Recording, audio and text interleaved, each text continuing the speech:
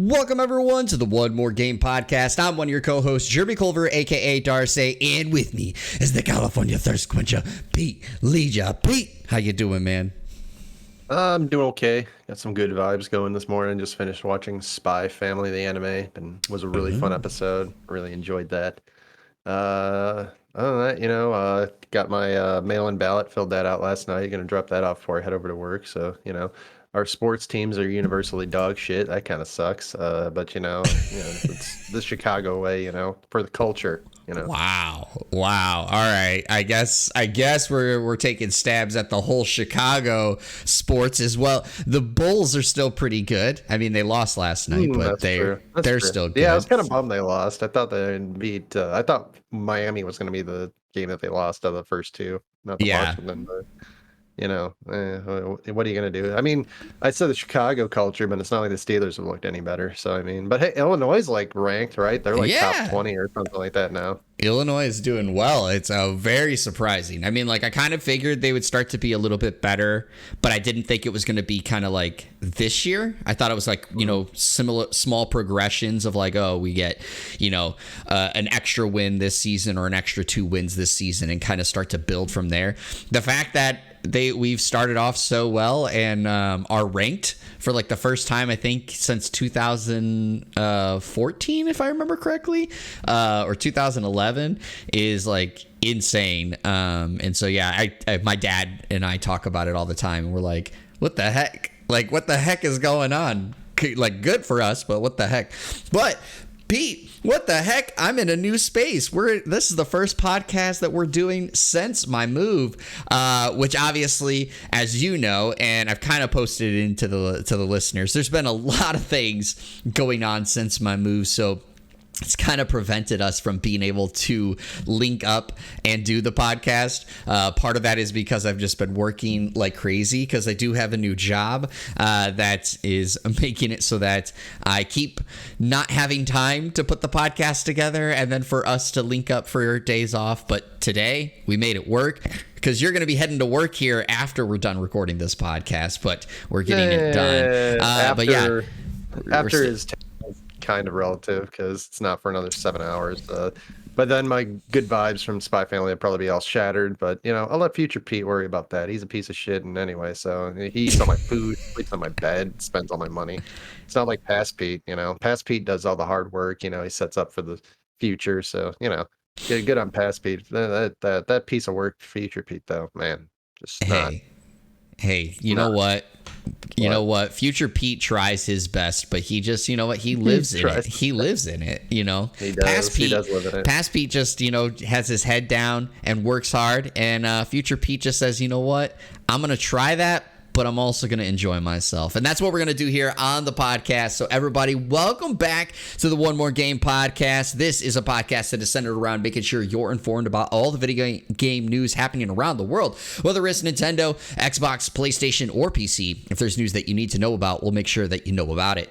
When you're listening to this on your podcast service, make sure you hit the subscribe button or the follow button, depending on what your service offers. And if your podcast service allows reviews, please leave a 5-star review and tell everyone why you love the One More Game podcast, because we really enjoy bringing this to you each and every week, because today we're recording it on a Saturday. If you'd like to be part of the show by asking a question or suggesting a topic for discussion, head on over to pressstartnews.net/onemoregame and fill out that submission form, and your submission could be used on the next episode. Or you can drop it off in the chat here at www.youtube.com/presssstart28, and we will of course reference it throughout the show. But if you're listening to this on podcast services, you weren't here for the live stream, so come check us out next time. Follow us on our various socials when we will be posting when the live recording is going on. But if this is your first time to the podcast, welcome to the podcast. I hope you enjoy your listen, and I hope you enjoy your stay. But if you are returning, you already know what it is. We start off every single podcast talking about what we've been playing lately. So Pete, you've had like a month and a half. What have you been playing over that time?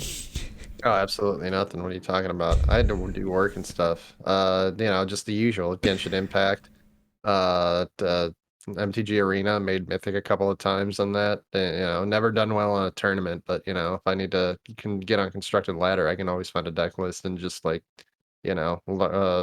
notes on how to do it. Also just playing the game Wordscapes.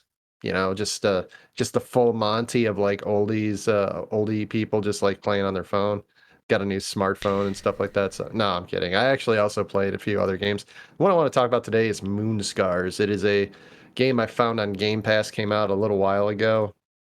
Uh, it's a Metroidvania kind of game. I mean, I was reading some reviews on Steam about it. It was not highly touted. It was mixed reviews, I believe, at the time. And I was hoping, I'm like, well, maybe I'm gonna like it. I usually am pretty fond of Metroidvania games, and I'm gonna be honest, I kind of agree with the mixed reviews. Ooh. It wasn't like a bad experience or anything like that, but it was just kind of like nothing new. It didn't feel like anything like uh super like cool or unique to this experience, and it was just kind of like, kind of just there. And I had some fun playing it, like some of the action, but like it was also just kind of like it tries to tell you how to dodge or parry, and every time I tried to parry, like it never worked. So that was kind of like what's the point of this? So you end up just dodging and then punching the people a bunch. And the art style is kind of interesting, but the story was kind of just like you have this talking cat. It seems like that there's this old dude who's like a dude who just like creates like Frankenstein type monsters, in the sense of like creates like these fake or fake humans, like kind of like what do they call them, homunculi kind of things, and they go out and they're kind of like hunting like zombies or something like that. And a lot of them have been getting killed off, like that. There's some kind of betrayal within the forces or something like that. I didn't really get far enough into the game to get clear on that aspect. But you're trying to find your father figure, I guess you'd say, as the main character, and that's kind of like at least the early portions of the game of what you're doing, while this cat that's like a cat demon is also talking to you and explaining how the world is and stuff like that. So it's kind of interesting, but it kind of fell flat pretty quick, and there wasn't anything really unique about it. So I was kind of bummed out by that. That was like kind of like the most new game that I wanted to talk about today. I got some in reserve. I'll save them for other episodes. So that's the one I wanted to bring up today. All right, understandable. So I am a little disappointed to hear that, because I know that, if I remember correctly, Moon Scars is published by Humble Games, and so and it looks like we have a slight issue with our webcams for some reason. So we will figure that out here in a little bit. But anyway, I like wanted to check it out. I thought that it looked like it was going to be a good game, and so hearing it didn't prove to be very great is like, or at least you didn't say it wasn't bad, like, but you said it just didn't it was just kind of grab there. you. Yeah, it was kind of there. Yeah, so that's kind of the disappointing aspect of it. I'm going to check something real quick, because obviously I'm a little distracted from our webcams not wanting to work properly. Pete, why is you doing this? Nope. It looks like you're just frozen and you're just sneering at the screen right now. So we'll figure that out when the time comes. But yeah, so it's just a little disappointing on my end, because that is a game that I was looking forward to checking out. I'll probably still check it out, because you didn't say it like, was repulsive or anything like that. Yeah, but it's on Game Pass, so I mean it's free, so all you're spending is time at that point. So yeah, exactly.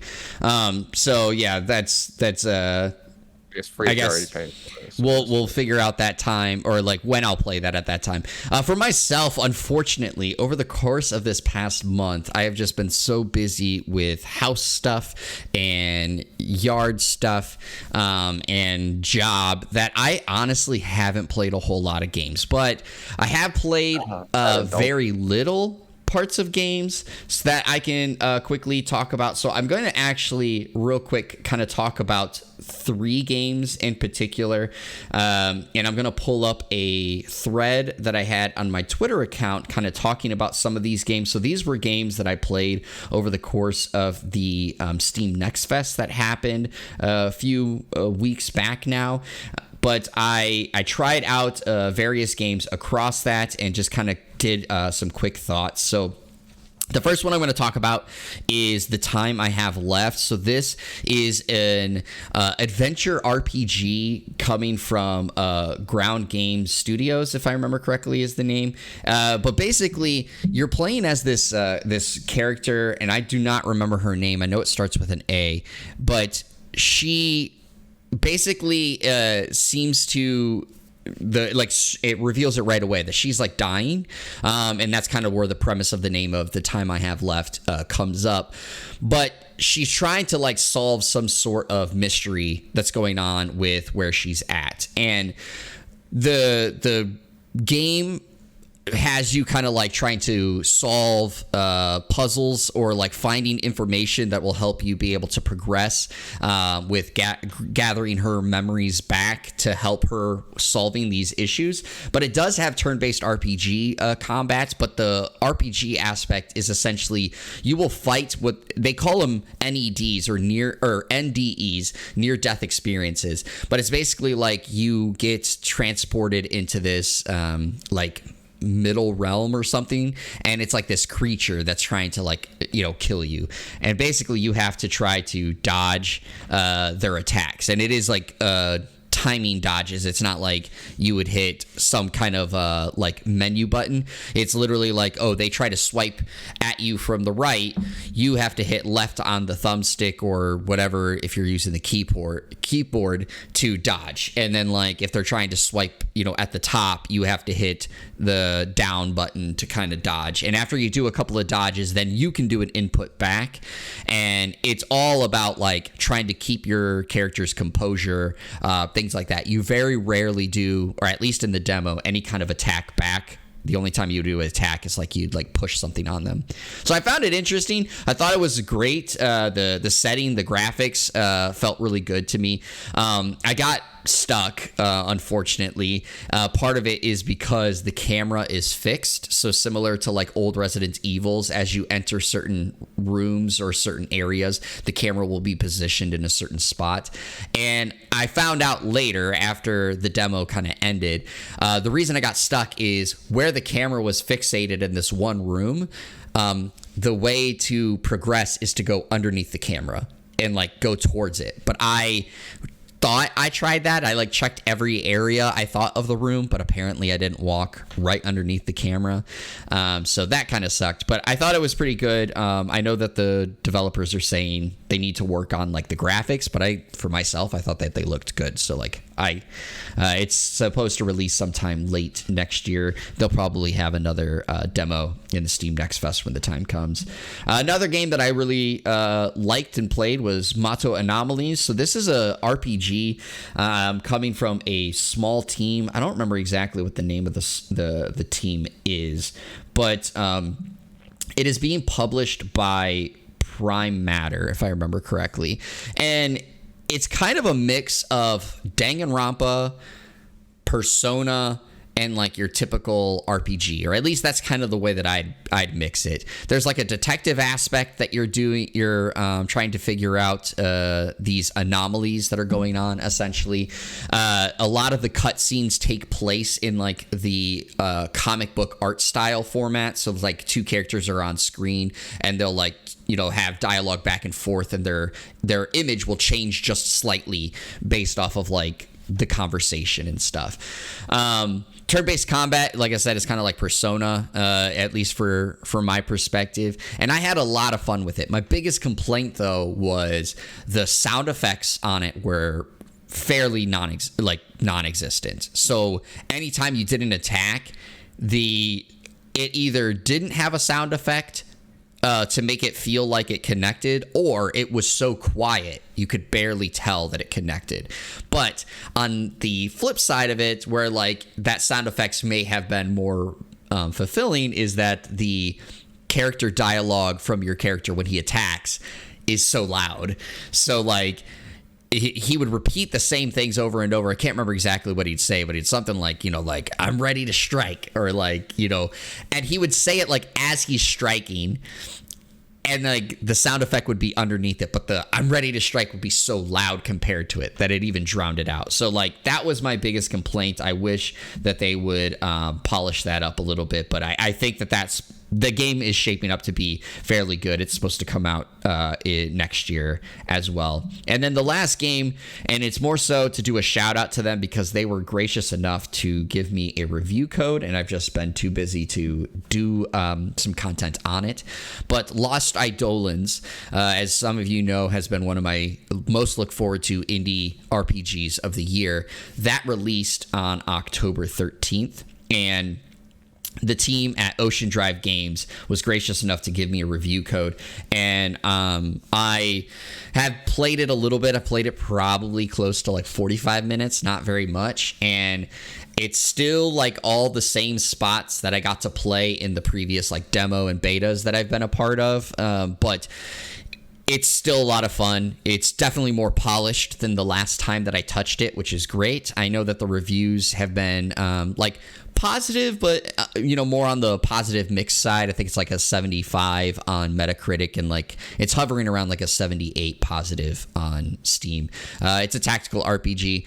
It's a lot of fun. They're making updates and fixes to the game to continue addressing some issues that people have said, but I'm really hoping that once I can unpack this stuff over here and get things kind of put away, that I'll get to play it more often. But yeah, so those are kind of the things I've been able to play over the last month. That's about it.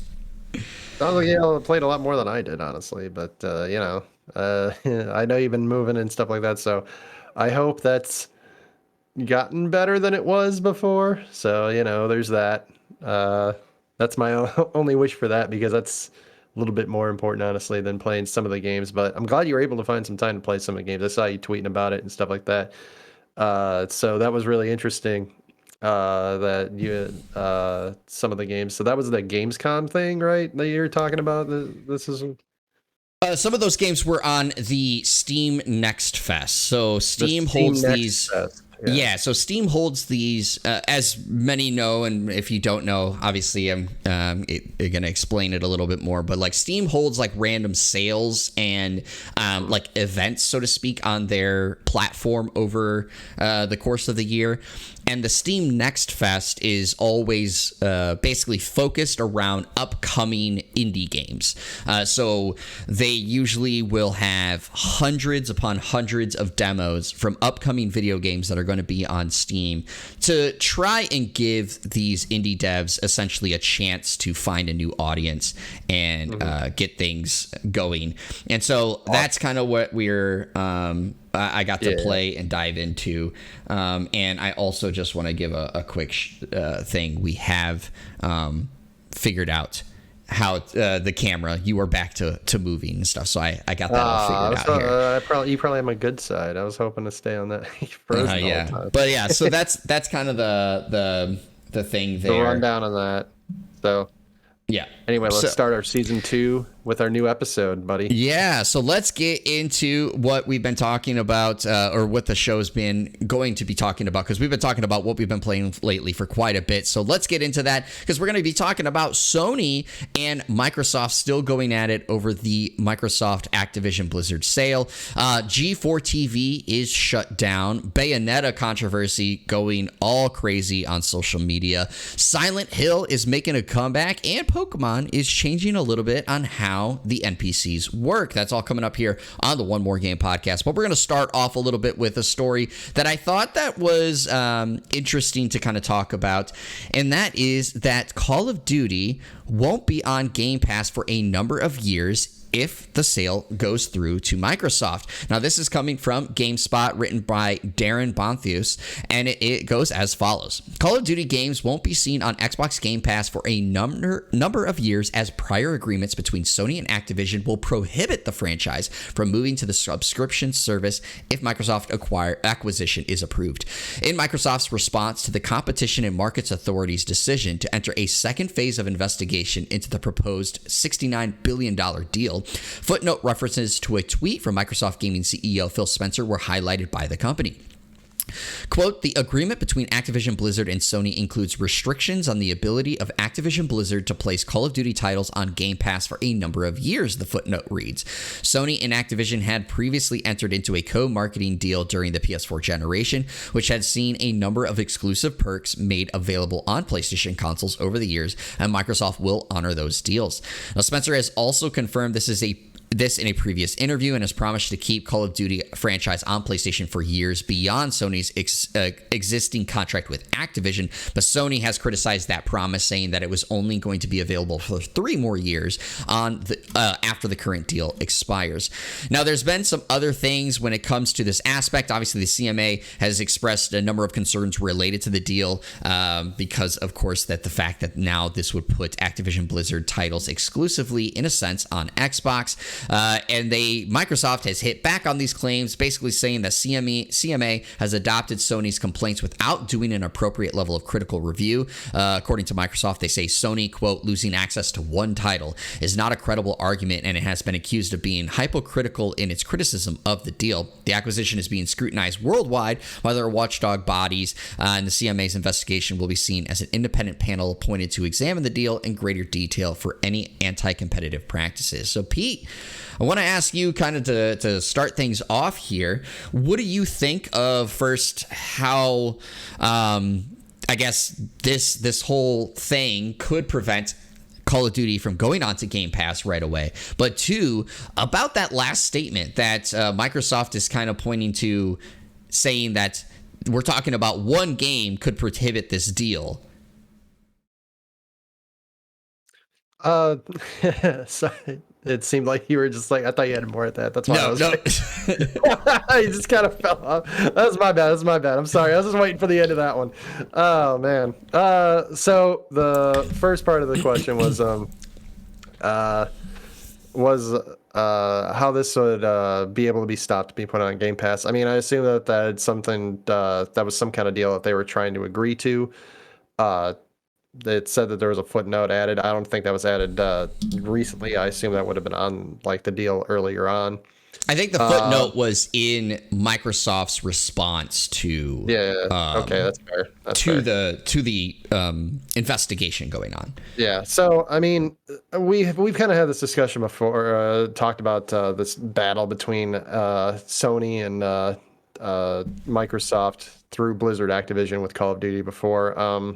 I've expressed concerns about it being on Game Pass because, like, if you pay $15 a month essentially or whatever to get it on Game Pass, you know, that's a really big boon for Microsoft for Call of Duty because, you know, unless you're PlayStation specific, why would you just buy the game over there if you have both consoles, or if you're deciding between one of the 2 consoles and you're a really big Call of Duty player, why wouldn't you just go and get the next Xbox or whatever, or the current Xbox generation, and play that because you get the Call of Duty experience for a lot cheaper, even if it's a monthly installment. So it's kind of a bummer for the consumer in the sense of the Microsoft consumers won't get it there. But this whole idea that like, oh, well, it's only one game. Yes, it's only one game.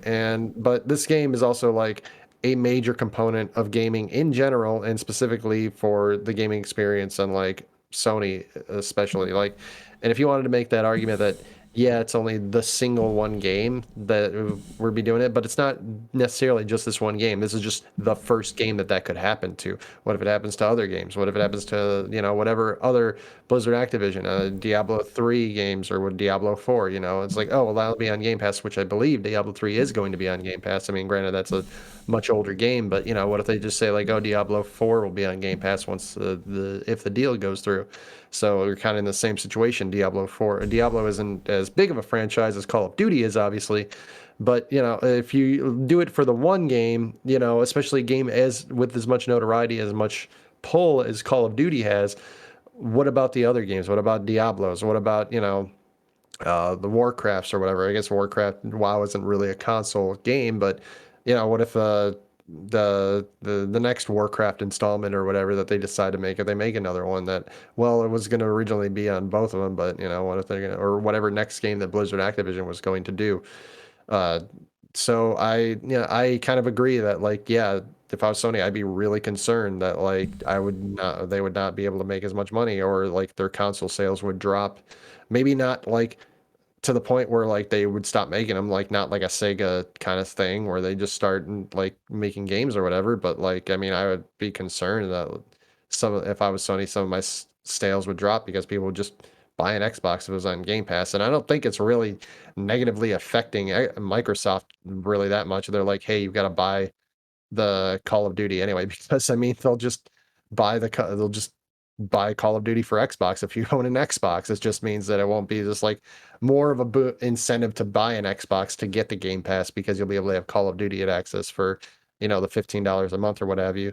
Especially since like we're already seeing over in Brazil, the legal documents released over there by the Brazil's Administrative Council for Economic Defense, is detailed in this article, show that Game Pass for consoles generated $2.9 billion in revenue, and that was just in 2001 alone. So imagine if like they had a Call of Duty on there. Like, I mean, you could expect that to go up. Like, I mean, how much money Call of Duty is. I mean, I'm sure there's some crossover where people that play Call of Duty also have Game Pass, but I mean, there's probably not a lot of like, not intersection where the Call of Duty players only really play a few games, specifically Call of Duty. And they're like, oh, well, I mean, I get access to this whole library, so why don't I just buy that instead of buying the game, So, yeah, I mean, I think that I'd be super concerned if I was Sony. Yeah, I mean, it's one of those things you're always going to be concerned as a business. Like, Sony obviously is not going to just sit back idly and be quiet about the sale, because it does impact them as a business, right? You're gonna make remarks and stuff. And obviously, over the last month, I've seen a lot of discussions and arguments and things over Twitter on what has been transpiring from this entire ordeal. And I think a lot of it does come down to one thing that's constantly overlooked is, yes, Sony and PlayStation is still the market leader when it comes to consoles in video games. Like that's not denied by any parties, I would think. Sony just has that foothold. It's just how it's been for quite a while now. But the factor is, it's not necessarily, oh, well, Sony's going to lose their number one market share, and that's the biggest concern. It's not really that. It's something we've talked about before, and it's the ability to play in various spots. Xbox wants Xbox Game Pass to be everywhere. If they could, they would have Xbox Game Pass on PlayStation for people to use. Like, it's not about, well, we don't want PlayStation users to be able to play these games. They want Sony to be like, okay, if you want Call of Duty, you're going to have to put Game Pass on your system. And obviously, PlayStation doesn't want to do that, because if they do that, they can't get revenue from that Game Pass. Now, could an agreement get worked out that they get some sort of compensation outside of possibly like the percentage that is normal for a subscription service? Maybe, but obviously that still is going to result in lost money for Sony, and that's part of the reason that they have a concern with it. And the other concern from the government perspective is, it's not saying the argument of this is losing access to one title is very misleading and not putting enough evidence into it, or enough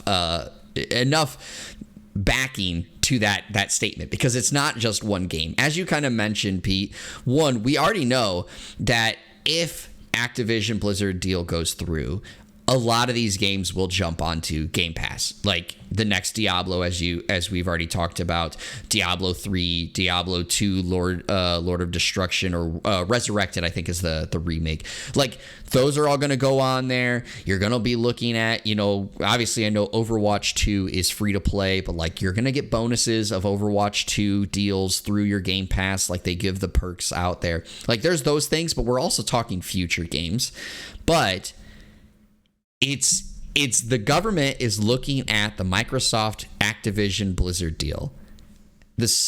And they're also looking back at the Microsoft ZeniMax Bethesda deal and seeing exactly what Microsoft did there, which is They said at the time that, and people can go look this up, I'm not going to be quoting it exactly correctly, but basically the Activision, after the deal, they kind of said along the lines of like, hey, we're not planning to disrupt gaming for gamers. We want gamers to be able to still enjoy these games.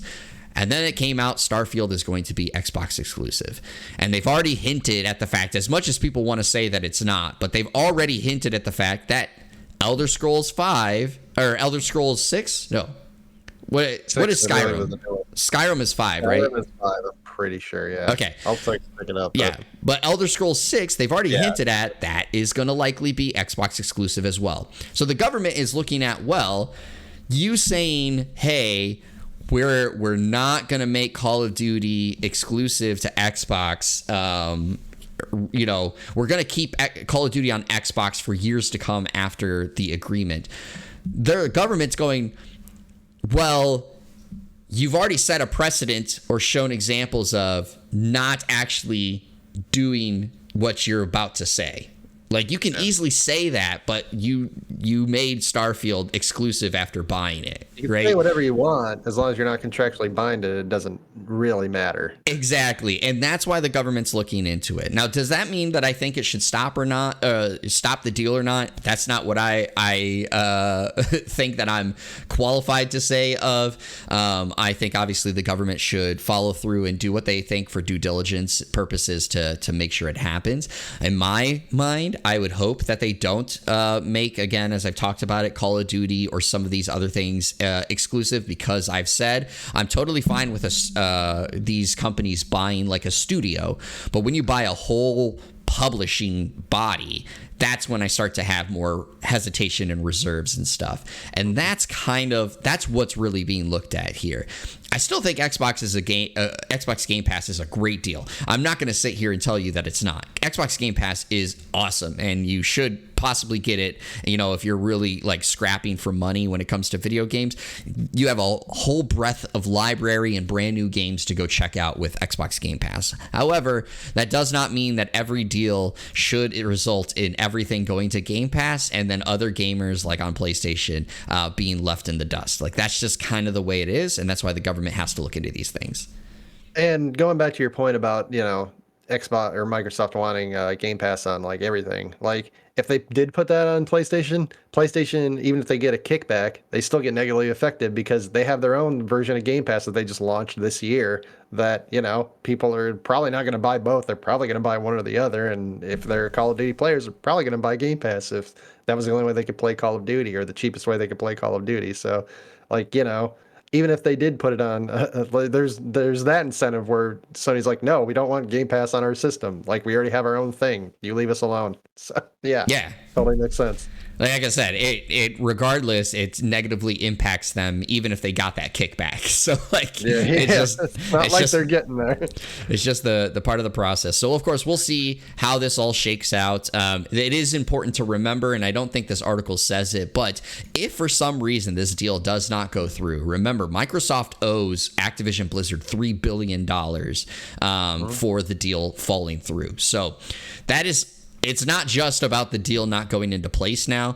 And I know obviously $3 billion is much less than 68 billion or 69 billion or whatever it is. 69 billion is much less, but it is still, there's $3 billion that Microsoft might have to hand over to Activision Blizzard if this deal doesn't go through. So that's important to note. Let's go to our next article, and we're talking about something that honestly hurts the child in my soul, and that is G4 TV is being shut down yet again after less than a year of its relaunch. We're going to Kotaku for this article written by Luke Plunkett, and it goes as follows. A month after suffering a number of key layoffs and departures, the ill-fated attempt to reboot the 2000s gaming channel G4 TV is over, with its owners announcing they're shutting the network down. As Deadline reports, an email was sent to remaining staff today, or of course this took place on Sunday, by David Scott, the CEO of the parent company Spectre, a division of Comcast. And in this memo, he explained that the company's investment and efforts to revive the network just didn't gain traction. Deadline also says a few dozen employees and contract workers are affected by the shutdown. That was all that was left after the network after a round of major layoffs took place last month. Quote, the timing and severity of the cuts took staff by surprise, with talent showing up on set ready to film only to have programming canceled as HR reps met individually with employees. While it's not clear what the extent of the layoffs will be, one source said those affected were told they would receive anywhere between 16 weeks and 6 months of severance pay based on their tenure with Comcast. Despite assurance in a subsequent broadcast for other things, basically some of the staff members had left and said that it was coming back, but of course that is no longer the case. And I'm going to kind of just pass it over to you, Pete. So this all kind of came out late on a Sunday. I have it in our show notes, but for those that don't know, a lot of people on G4 found out because this memo got leaked essentially early that they were no longer had a job from people posting about it on Twitter. So Pete, what is your reaction to G4 TV's shutdown? It's a bummer. Kind of understandable. A lot of the programming is essentially stuff you just find on streaming services. It's a very niche programming. It's almost, I think, better served if it was on like a Netflix kind of thing where they just did like an attack of the show on there. But it's a bummer. And it's also messed up that they did this so suddenly, and how a lot of these people found out was not through, their workers. It was through a Deadspin article that was shared on Twitter. And yeah, that's really messed up. And I mean, hopefully a lot of these people all got the severance pay. It said between 4 and 6 months, essentially. It was 16 weeks and 6 months. So like, 4 to 6 months. So hopefully all these people got it. There was a couple of people I know that freelanced on that, I think pretty regularly, doing behind the scenes stuff. So, I mean, like, I assume those people didn't get any severance pay. But that was something that they probably thought like, oh, this might be around for a little bit at the start. I mean, I assume a lot of these people kind of saw the writing on the wall in recent months, that it wasn't doing as well as they hoped. And that's a bummer. Even though I kind of chuckled when you said, like, oh, this hurts my soul. I mean, I remember watching G4 TV when I was younger too. Like a lot of the shows on there. I wasn't the biggest fan of it, but I watched a lot of their stuff. I watched a lot of their game reviews, a lot of their stuff on like history of the games and stuff like that, and the franchises of games. Like I watched a lot of that stuff when I was younger. It was really interesting. It was all interesting commentary and stories and stuff like that. And it's a real bummer that they tried to launch it again and it didn't really work out. Like I said, I understand it's a really niche kind of programming.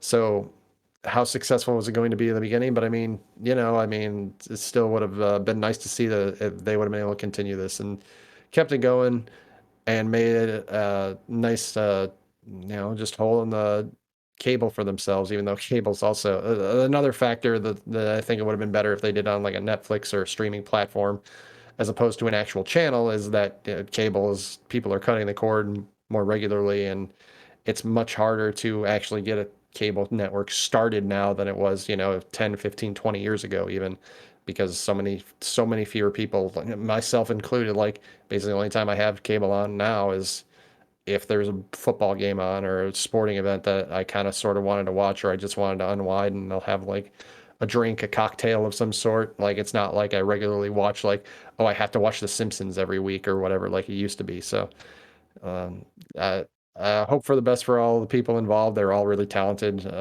members of the crew. And I really hope a lot of them get back on their feet as soon as possible and find something else that they can do.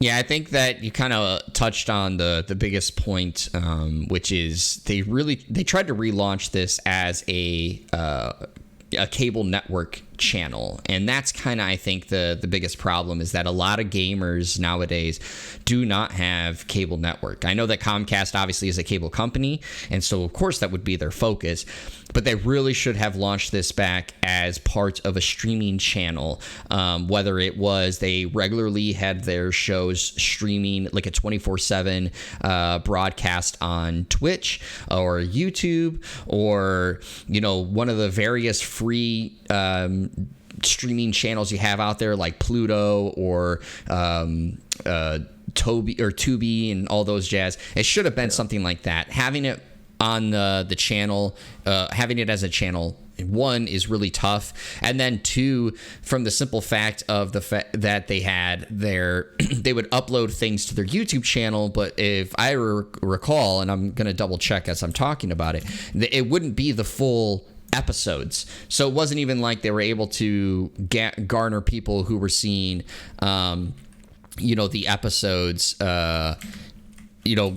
they couldn't watch it on the cable network, so they decided to watch it on the channel itself. And I guess it looks like they did post their episodes or some of their things here afterwards. So like, I guess it's a little insight to myself, but I just want to address, I know a number of people I saw were pointing to the Froskurin clapback that she did after there was some remarks done, sexist remarks done, basically about some of the reporting that she had done. And she had messed up on some things, like, for instance, saying like Hogwarts Legacy was an Xbox exclusive when it was not. There was a number of things that she said wrong, but like that was not the thing, in my opinion, that made G4 TV fail. Like, a lot of people were trying to point to when you yell, as I saw one of them was like, when you yell at, degrade and alienate your audience, of course people aren't going to check in. But that's not what led to it not working out. It really comes down to the fact that people were not subscribing to Comcast to watch G4 TV. Like, that is the nuts and bolts of it. And I just want to say, like, it hurts me, my kid's soul, because like, while I wasn't the biggest fan of G4 TV as a kid, like, I didn't sit there and regularly watch like their prime stuff. I loved the fact that there was, in a sense, a channel for me as a gamer. Like, I loved that as a kid growing up, and I loved the things that they showed on the channel outside of like some of the regular programming. Like, I wasn't a big Attack of the Show fan or X-Play fan, but I loved watching the Ninja Warrior series when it was the Japanese. They would basically show the Japanese episodes on there, and like, I loved some of those other segments on there, and I always like had that striving feeling of like, I want to work there. When they went to launch and they were looking for hosts, I wanted to work there because I was like, this is like what I, again, as a journalist, as a marketing person, as a communications person, that was like the thing. So it just sucks seeing it not work. Obviously, Ven was the same thing. It did not work, and I think it just simply comes down to these stations. They don't know how to differentiate themselves to show something that gamers want to see, and that's the problem. So, as you said, hopefully these people that worked there get back on their feet as quickly as possible. Let's move on to our next article because we have timing's sake. We're going to Video Games Chronicles, and this is coming from Chris Scullion, and it is Platinum Games is publicly backing Bayonetta's new voice actor, attempting to diffuse the ongoing debate. So this is kind of the final part, so to speak, or at least the current final part of this whole controversy that's going on. But I'm going to kind of read this article and try to do a quick synopsis of it. But Platinum Games has publicly stated support for Bayonetta's new voice actor while also attempting to diffuse the ongoing debate around the role's previous performer. Now, last week, Helena Taylor, who voiced Bayonetta in Bayonetta 1 and 2, posted a series of videos on Twitter asking fans to boycott the upcoming third game, claiming she was offered an insulting fee to reprise her role.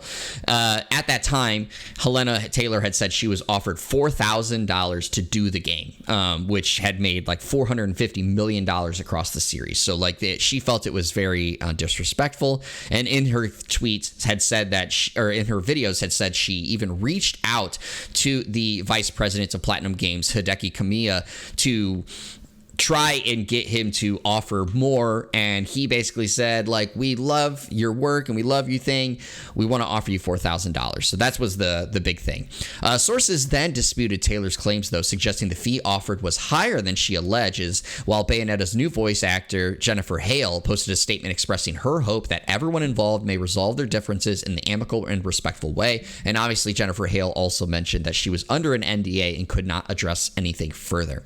Now, the Vice President Hideki Kamiya, as I said, had posted a series of tweets that had also led to some issues over there, but he ended up posting, quote, "We at Platinum Games offer our sincerest appreciation to everyone who has contributed to creating the Bayonetta series over the years, as well as the community that has served as its foundation," the statement reads. "We give our full support to Jennifer Hale as the new Bayonetta and align with everything in her statement. We ask people to refrain from any further comments that would disrespect Jennifer or any of the other contributors of the series." And as I said, Taylor alleged that she was offered $4,000 for her role, and of course Platinum basically disagreed with that. And VGC and Bloomberg sources disputed that, saying that the total was actually $15,000 for $4,000 for like 4 or 5 sessions, something of that nature. But Taylor, of course, in exchanges with VGC, says that the suggestion is categorically untrue. So, Pete, I got to ask you, as someone who knows more about voice actors and things of that nature, and obviously probably knows these two voice actors better than I do, how did you feel about this whole controversy going on online and the push to boycott Bayonetta 3?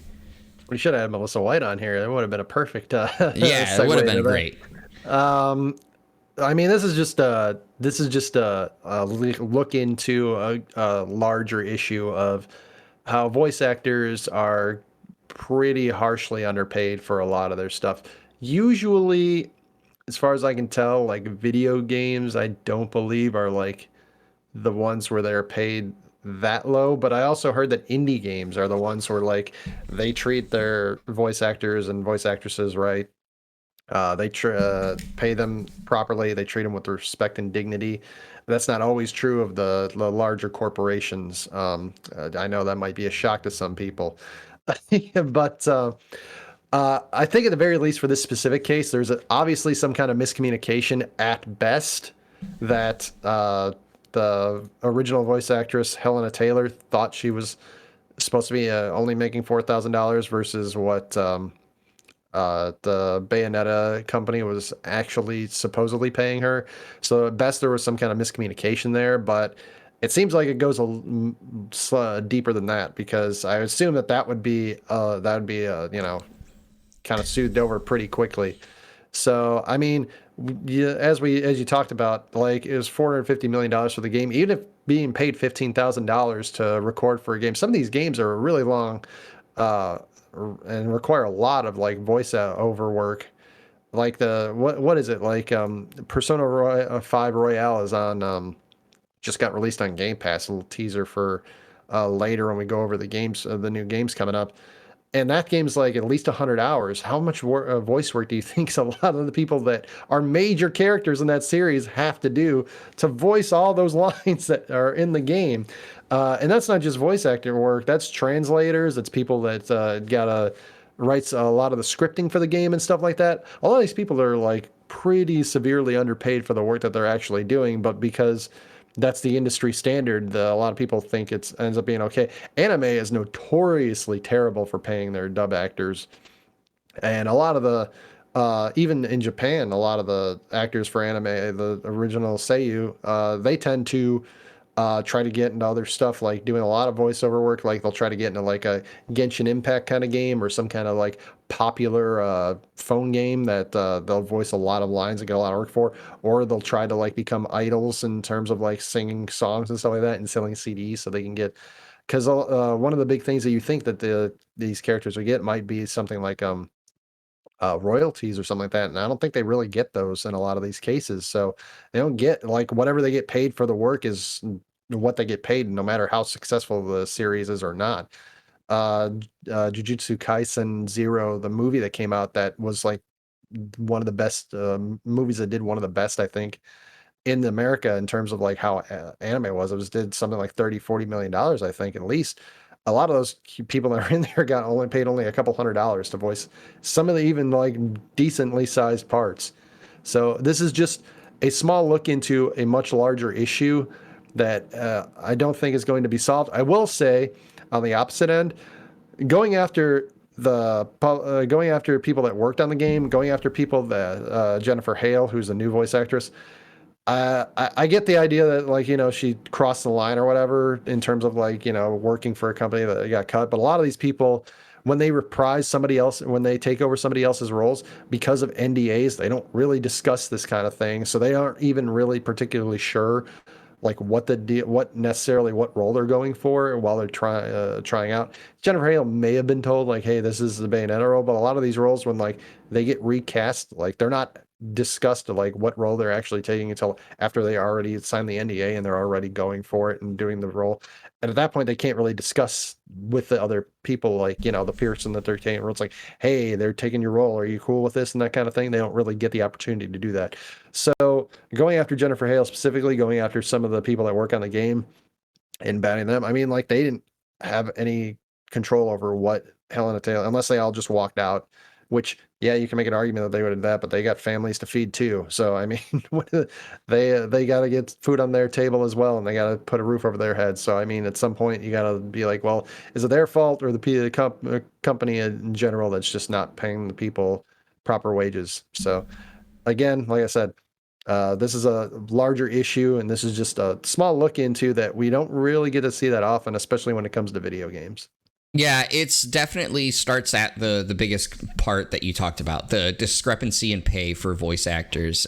This is an issue that, as you said, has been going on for a long time. And I think that it's important that this kind of gets brought to light more often, because voice acting does so much for the experience of the game. Like, don't get me wrong, there are a lot of games that in my childhood and even now that don't have voice acting that obviously still resonates, still the writing of it matters, but voice acting can make it resonate even more or make you connect on an emotional level to some of the things because of the delivery of the lines. So, like, we do got to get into a point of paying these voice actors in all aspects what they deserve.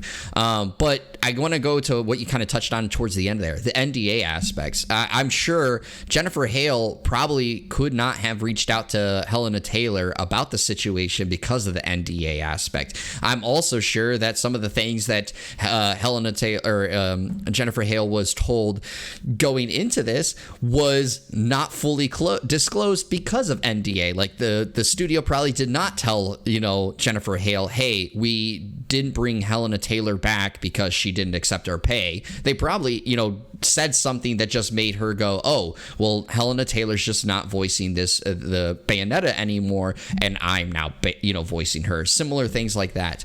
All those things can very well be true. Helena Taylor, as you said, at best, this could be a misunderstanding that happened. The way that it sounded from the Bloomberg article is that, again, they weren't going to have Helena Taylor come back to voice the entire game. It was like very like segments of lines, and they were going to pay her $4,000 for doing those segments. But that's again a decision that's going on between Platinum and Helena Taylor and all that jazz. It's a sticky situation, and what I feel personally is just that, you know what, as a fan of the series, and not saying I am, I'm just saying for people that are fans of the series, if you decide to buy the game, that does not mean you're supporting Platinum Games for lowballing Helena Taylor, or that you don't support Helena Taylor. Also, at the same time, not buying the game does not mean that you are saying screw Jennifer Hale and any of the people who worked on the game. Like, you should do what you feel is best for you when it comes to, or what you feel is most right for you when it comes to whether you buy the game or not. And that's just my personal thoughts on that. I think that more people should be able to look at that and decipher that, and not, basically raise the pitchforks at somebody for buying a certain game or not buying a certain game. That's all kind of, here or there, whatever is best for you. Each person determines that on their own.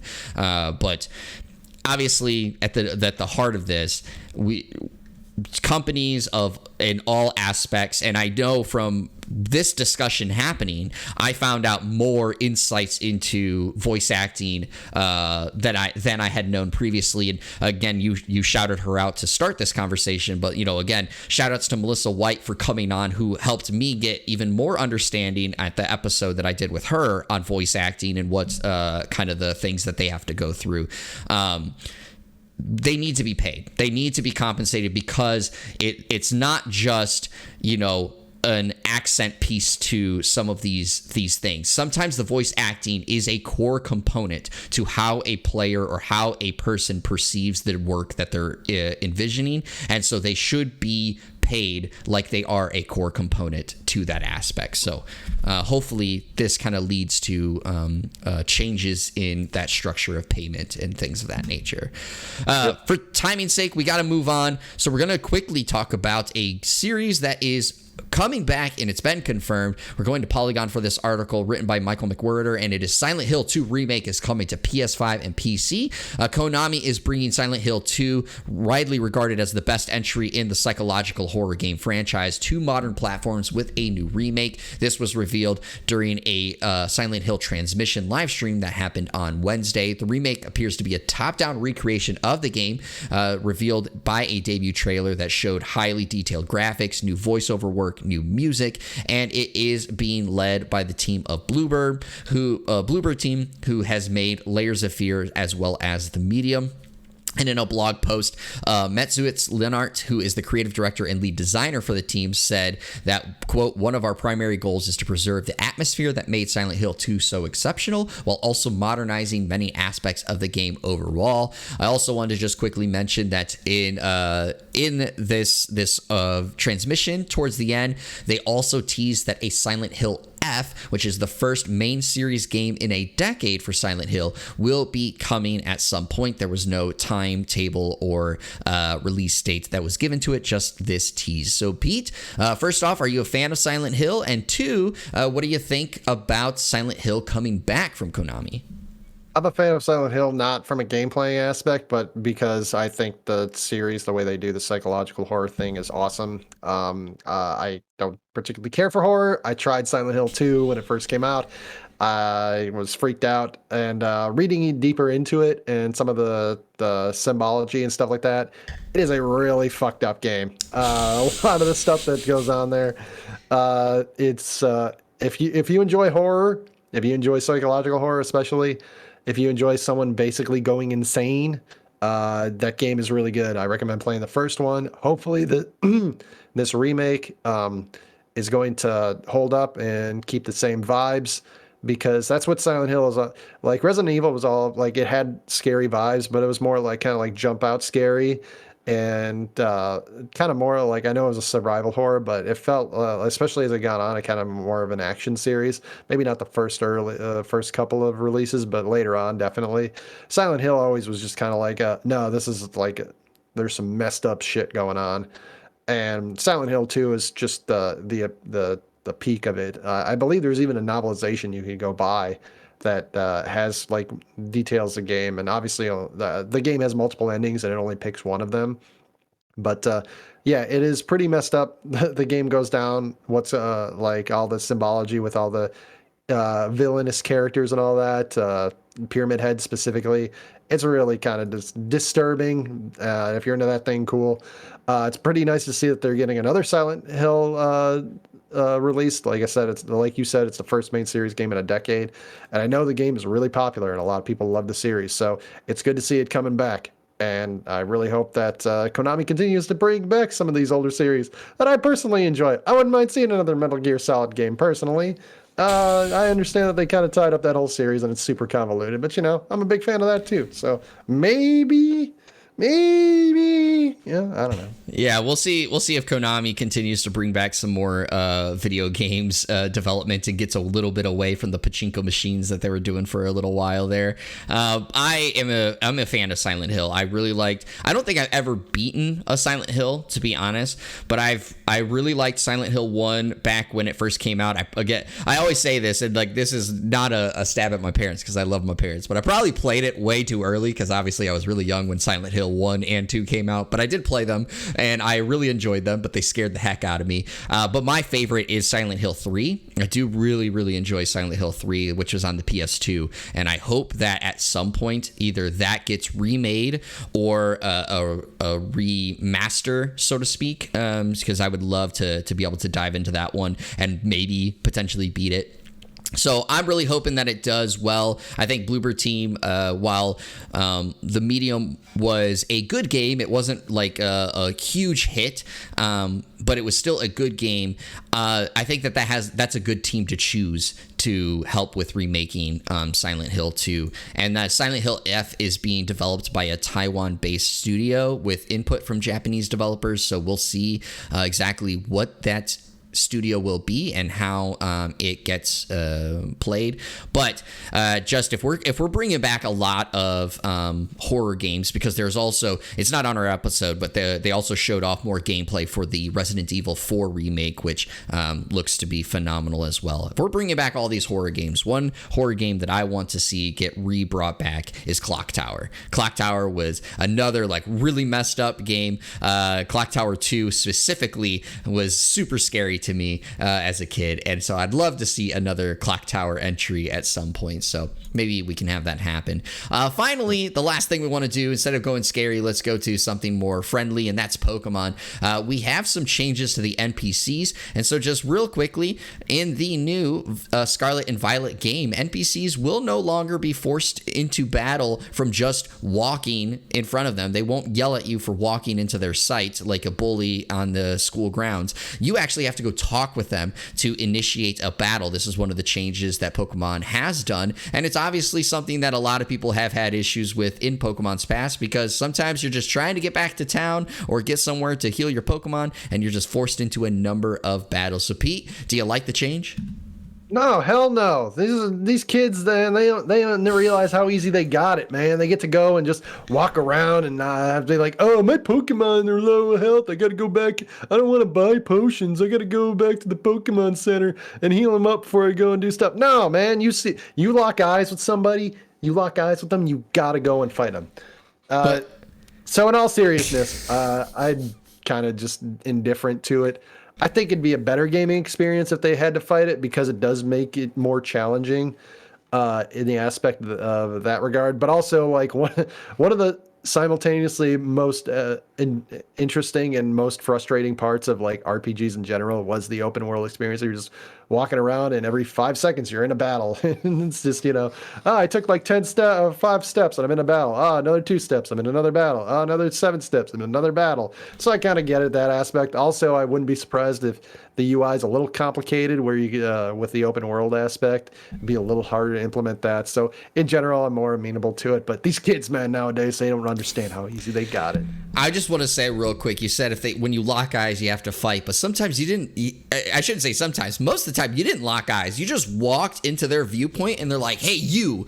I'm gonna beat you up." Yeah, well, when someone says, "Hey, you," what do? You look at them. So there you go. No. They knew how to trick you.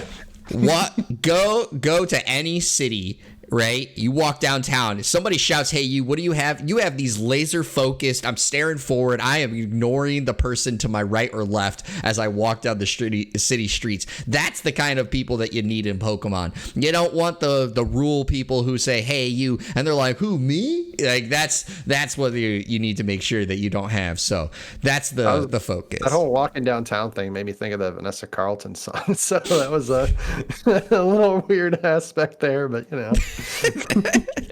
Well, when is Pokemon coming out? I don't remember exactly the date, sometime in November. But if you want something a little bit earlier than that and you want to get into some video games, I got you. I'm going to tell you what's coming out with this week. And we're starting with yesterday, because obviously we normally record this on a Friday. So Friday, September 21st, we have Gotham Knights for PS5, Xbox Series, and PC. New Tales from the Borderlands on PS5, Xbox Series, PS4, Xbox One, and PC. And Persona 5 Royal for PS5, Xbox Series, Xbox One, Switch, and PC. And it is on Game Pass. On Tuesday, September 25th, you have Garbage Pail Kids, Mad Mike, and the Quest for Stale Gum for PS4, Xbox One, Switch, and PC. Mountain Blade 2 Bannerlord for PS5, Xbox Series, PS4, and Xbox One. Miraculous Rise of the Sphinx for PS5, Xbox Series, PS4, Xbox One, Switch, and PC. Thursday, October 27th, you have Saturnalia for PS5, Xbox Series, PS4, Xbox One, Switch, and PC. Star Ocean: The Divine Force for PS5, Xbox Series, PS4, Xbox One, and PC. Sackboy: A Big Adventure for PC, Warhammer 40K for Inquisitor Martyr for PS5 and Xbox Series, Signalis for PS4, Xbox One, Switch, and PC. And then Friday, October 28th, you have Bayonetta 3 for Switch, Call of Duty Modern Warfare 2 for PS5, Xbox Series, PS4, Xbox One, and PC, Live by the Sword Tactics for Xbox One and Switch, Resident Evil Reverse for PS4, Xbox One, and PC, Resident Evil Village for Switch and Mac, and then Resident Evil Village Winter's Expansion for PS5, Xbox Series, PS4, Xbox One, and PC. Pete, any of these catching your attention? You can see that we're getting closer and closer to the holiday sales season with all these big names coming out. God, it's already almost November. Jesus. Yeah. So there's a lot of them on this list. I'm going to leave some of the bigger names to you if you really want to go after them. But there's like probably at least a third, if not more, of this list I'm super into. The three that I'm looking at, though, specifically are Sackboy: A Big Adventure. Seemed really fun, like a possibly interesting the platformer kind of deal. Signalis, an interesting kind of like throwback. It kind of give me like flashback vibes from Sega Genesis, but it's more survival horror-esque but the art style reminded me of that. So I was kind of interested in that. Doubt I'll play it, but it seemed really cool. And then Live by the Sword Tactics, and nice interesting throwback to the tactics style if you're also into that. Yeah, I'm obviously, my number one is Star Ocean: The Divine Force. I've made mention of that for many, many times now. So like that one I'm very excited for and cannot wait to play. Just to comment on Sackboy: A Big Adventure, because that was obviously a title that released on PlayStation when it launched. It was a PS5 launch title, if I remember correctly. I have it. It is a really fun platformer, and of course it's really fun to play with friends, because you can have, I think, up to 4 people playing with you at the same time. So that's a great game there. And the last one I wanted to shout out was, as you said, Live by the Sword Tactics. Now, that was a game that you and I actually got offered a code for review, and we both kind of wanted to do it, but timing just made it so that we could not do it. But yeah, it looks like a really fun tactics game, and I personally think that I would find it really enjoyable for the Switch. I think that travel aspect on Switch would be a lot of fun for that title. I didn't even consider that. Yeah, that's probably a big one. But I mean, you got some other titles here. You got something from Borderlands, Gotham Knights. We talked about. You got Bayonetta 3, Call of Duty Modern Warfare 2. You already mentioned Star Ocean. They got so many like big name games. Miraculous, if you're into the Miraculous Ladybug series. My wife is super excited for that. So there's just we're getting into the holiday season. You're going to be seeing a lot of these kind of games coming up. Yep, just expect it. So that's all that we have here for this episode on the One More Game podcast. We do apologize, or at least I apologize. I can't speak for Pete for some of the issues we had here. It's our first show in the new house. Of course, we got to work out the kinks. We'll get back into the work and flow of things here over the time. But Pete, is there anything you want to leave our listeners with? No, fuck them. They why the hell we got to apologize to them because we're trying to get this product out to them. Screw that. But I appreciate everybody coming in and listening. Start of our season 2. If this is a TV working world, we had our little bit of an off season, and now we're back and hopefully better than ever, ramping up for the holiday season. Yeah, we will have these episodes, of course, coming at you all the time. I will say we don't know if it will be every Friday that we'll be recording the shows because of timing streaks and stuff, but it will be every week. We'll still have our episodes at the meantime, or at least that's what we're currently planning on. So everybody, thank you so much for tuning into the One More Game podcast. I've been one of your co-hosts, Jeremy Culver, a.k.a. Darce. This has been the California Thirst Quencher, Pete Legia, and we really enjoy bringing this to you. So as always, everybody, stay hydrated, stay healthy, stay safe, and keep on gaming. We'll see you guys on the next episode.